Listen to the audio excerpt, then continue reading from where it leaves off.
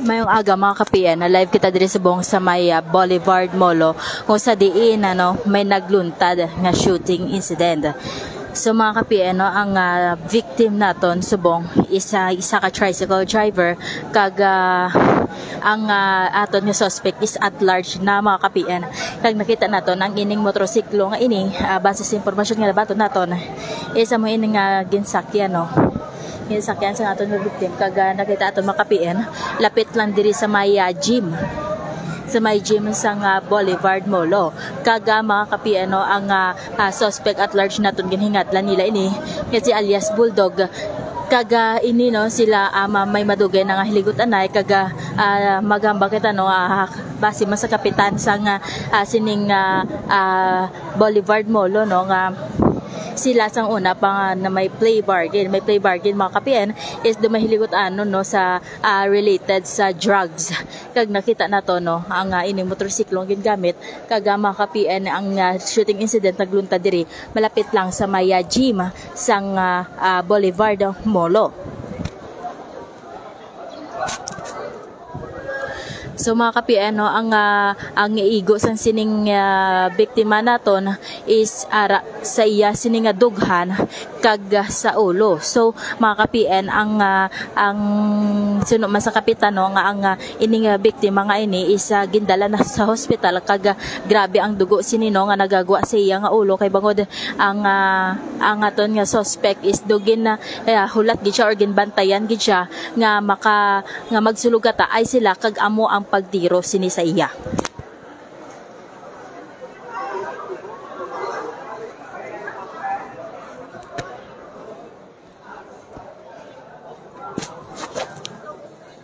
Subong mga kapiyan, nakita naton ang motorsiklo nga gigamit. Sir, pwede ka pamangkot, sir? Kay sino ni sir nga motor, sir, gigamit, sir? Iya ka victim, sir. So nagpalagyo pa siya, sir, before siya nga ginatiro or okay, sir. Okay, sir.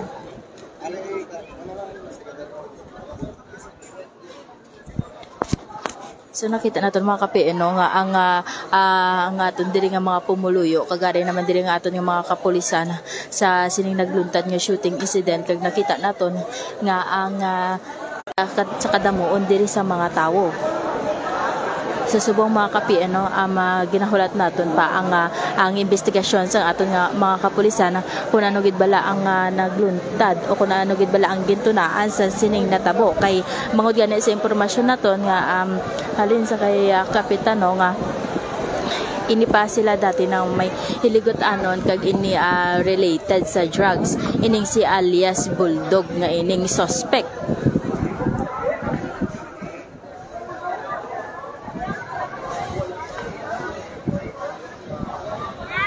Subong ginahulat naton mga kapiyan kung ang biktima kung buhi pa ini siya or na dalagan ini siya insigida sa hospital kay sa base sa impormasyon nga nabato naton nga ining biktima naton is may igo sa dughan kag sa ulo.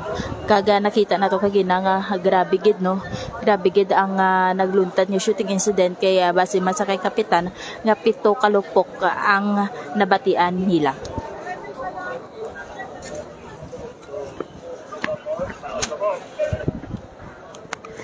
Lagid mga kapiyan nakita naton sa crime scene sa sining nga nagluntad nga shooting incident kag lantawon naton diri kung ano gid sabdiin gid yung mga ito. Ang nakita kagina may ara sa dugan, may ara sa ulo. Ang ano ya gid siguro ulo gid guro ang kay damo dugo ang pagtiro sa iya. Ito gid sa kuron na tumba. Ginapananaw nga hungod gid kag super ano gid. Hungod gid guro kay ti ang biktima ang motor dito sa unahan mo. Nakadalagan ka sa pagto diri. Nakadalagan ka. Muna nga gin mga ano kaluyon sir ang gindalakan siguro mga 30 meter o 40 meter sa tong motor dito mga mulo siguro mga sobra na mga 2 years na siguro. Sa inyong pagmonitor ka nagabalik sila sa pagbaligya sa illegal na droga sa inyong balaga suno sang isa may ara nga nagabalik sa sino nga isa hindi talang pag kay ti nanay sining suspect saya na wagi ko idea kay to sa ako na balita muna nga mapagi sila ako bargaining po pa sa transaction kang libo para sa drug. Gaway monitor kung ano yung nakabalita ang isang biktima at na nagbalik. Lagi ka ba mataan ka sa biktima ka suspect? Hindi ko gid man sure kaya tuwa lagi na nagupod man to ginang yang kabataan kung duwa lang sila ka mangutod na mo ang sa among tanod na mo dire. Sa bahin sang armas alot hangkap ano ni gingamit?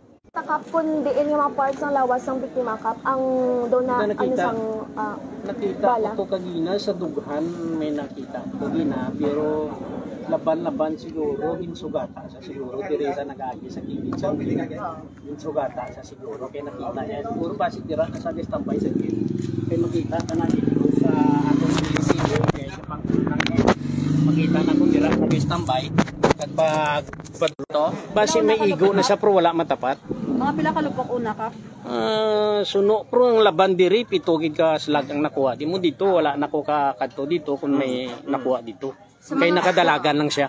Sa mga closed circuit television to kap nakita naton may tatlo to diin tong mga nagagalana ang lapit gid sa motor. Ara subong siguro may ara CCTV pero una bis siguro ang gym gid guro kun ara sa standby sang pagkatapos ito kay Mga pila ka CCTV ang nagandar subong dakap.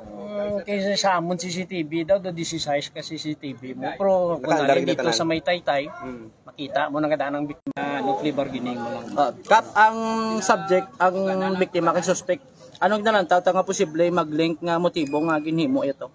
Posible lang kanay? Posible siguro kay ti kung sa niyo tira na sa may likod. RTO to lang na. Ano kasuod? Kap ano More or less kasuod? na dako kuno to mga 2.4 million kuno to. Kap ano kasuod ning suspect kang tiyo yang agin bypass nagligad? Hindi lang ko ka ano kay ting tiyo yara malangya ga ano malang pro ang nabiktima na ya ga biyahe. Gadulong na sa kada early gadulong na sa misis siya. Siguro amo gid ang gintuyo sa to motoryaon siya kapag balik ya mo siguro kay ti hindi man sakay mo kay ang misis sa sina ang nabiktima ara sa likod nagaangkas sa single kung kay Sara man na sa tricycle gani kinadulong sang biktima na dito sa city. Posible kap na planuhan sa suspect. Basigin planuhan gin may gap sila siguro nga kung wala sa personal siguro sa cellphone nag-agi nga wala sila mag-anay siguro daw amo nagdoro. Posible ni Kap ang tiyo kag ang suspect ni amo gid Manila nga negosyo diri sa Bay Bolivar. Pati kay ang tiyo ya sina kagi man na priso sang una. Drugs man sir. Drugs Ang bypass. plea bargaining Ang bypass. So kaduay na ni subong nga operation diri sa iya. siguro kapag do ikatatlo na siya nadakpan mo lang ang tiyo na Active siya. gid man ni sila sa badak nyo. Oo, maano na sila ti ako dako man mga pasalamat kay ti siyempre Ang ang tiyo. pumuluyo naga-report man. Naka-business na rate man diri. Subong ni mo gani nga ginano ta sa pumuluyo. Basta illegal lang ginahimo mo sa kadugayon madakpan ka gid. Ti ginayo ta sa ila kung pwede man lang nga mong tatan ginila kay ti perwisyo gid sa aton nga pumuluyo. Pero sa information mo kap may getaway vehicle o kung naglakat-lakat nang ganyan nga to suspect. Siguro why na siya siguro nagano kay sa ako nang sa gym siguro dira na sa matyaga ko sa gym gid. Dira siguro nagbantay kay siyempre kung nara ka gatindog sa gym. May motor ni sa Motor siya, may motor siya sa lakyan. Ang suspect. Ang suspect wala na siya guro naggamit sang ulihin lang hindi na takasure po basi nag-walking na sa pagbiktima ito may lulutsan nga iban. Basi wide dito sa nang lusot wala sa main road nagagi. Wala may nakafeel si mo kundi ang exit point ya. Kay suno sa ila basta nakapalagyo lang kuno hindi diring direction pa bye dito pagwa. Pero anong suksok ni kap sa nga to Hindi lang ko ka ano ang nasulob ito kay wala na ko ka ano kay ti naghingagaw lang ko di kay way ko may istorya ang diri sa tubang sang na biktima diri dampi kay sunod sila mula to sunod-sunod ang tiro. May panawagan kita kap ka sa aton suspect na mag-surrender diri sa Kap, sa ikaw bago nga kapitan dito sa Barangay Boulevard. Sakit kina sa ulo mo ang illegal nga droga dito sa barangay mo.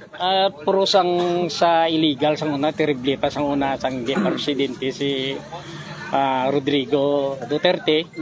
Nakatapos ko 3 ko ka term terrible man ng pahog nagyan kumanggin pahog ko sang isa ka drug lord na ano kahit ginaway ko napadakpan kong mga kabataan nila ako wala man ko ginhimo ko lang ang akong obligasyon sa barangay. So subong sa gimit lang mga drug lord subong go direct pa sila. May ara pa na kung kay isa subong wala naman ang sang nagliligad wala na ini mga bago nga nagliwat, naglibargining, nagsugod naman sila kay ti mahapos gurong pagkita sa kwarta. Munang ano tiway man sila ibran nga choice nga iban. Munang gurong nga nagbalik sila. Pagliwaton ko lang.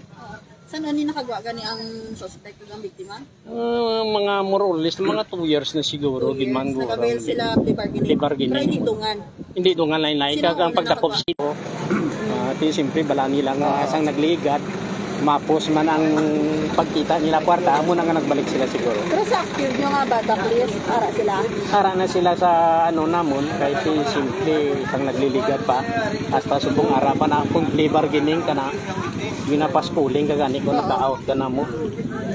Subong, ginaano namon ang batak namon, kaya nagka-meeting kami kay Sir Xiaotong. Kadamanti, meeting kami sa batak namon. So duwa ni sila victim kagang suspect active sa batak? No, active na sila sa batak yap. Kap ang biktima Hindi taka-sure mo sa ako na nabasidira sila kaya istorya na parte sa cellphone lang siguro bala. Kaya kung sa personal nga nagbaisay sila, makamonitor kami makapanugid ang pumuluyot. Kap pa-confirm ko lang kap may report nga do may base ko nga nagapalupok ni Karma sa suspect. Di sang san o pa siguro nga wala pa ano daw amo siya. Okay, Kap, sa liwat, ang pangalan sa biktima pag suspect? Ang suspect diya amo na si alias Bulldog. Si Rado Sophia. Ang biktima ya si Utod ka ni Kap. yan. Utod ni Kap no? Utod ni Kap. Utod lang. Ano ko busy?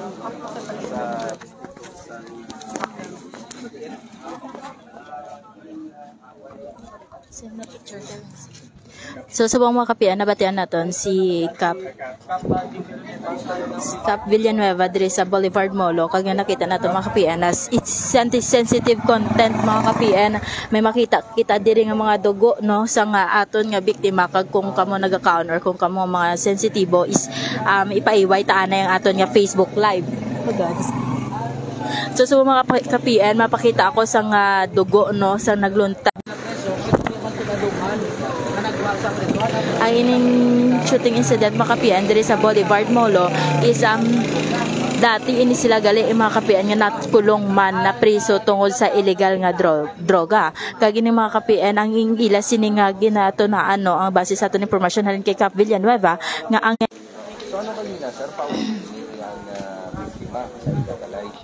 So nakita nato mga kapian no, disclaimer gid sa aton nga mga Facebook live viewers nga may ining aton Facebook live is sensitive content kag kung kamo mga sensitibo o kung na may kahadlok sa dugo ang ining Facebook live nga ini is ipaiway ta danay.